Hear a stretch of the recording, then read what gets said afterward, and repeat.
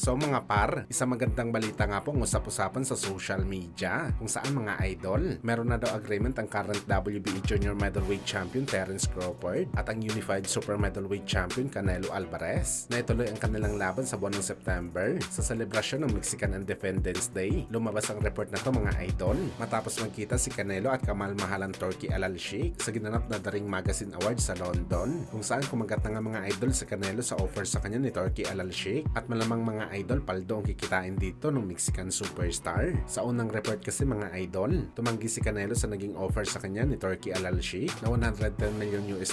So ibig sabihin nito mga idol, mas malaki pang inoffer ni Turki Al Sheikh kay Canelo kung bakit niya ito napasunod sa kanyang mga palad. At sa early prediction natin mga idol sa laban, para sa atin mga idol, one-sided na bugbugan pabor kay Canelo, lalo pa sa super middleweight sila maglalaban. May mga fans naman mga idol na nagsasabi na mananalo si Crawford sa laban na to, pero nakikita naman natin mga idol na magiging survival mode lamang dito si Crawford. Malalaman talaga nito mga idol kung bakit napaka-importante ang weight class sa boxing sports.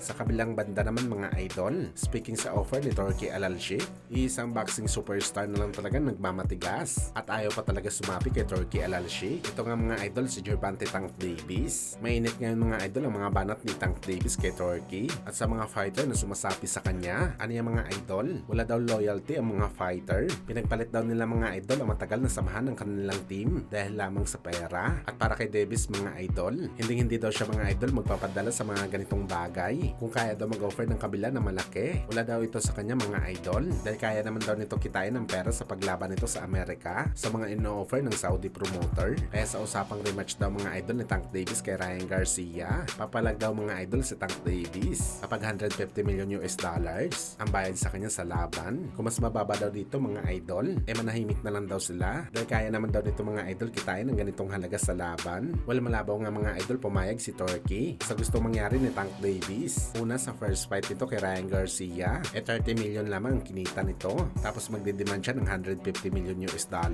Tapos magbibigay pa ito ng rehydration clause sa laban. Kaya imposible talagang hinihingi ni Tank Davis sa rematch nito kay Bagito.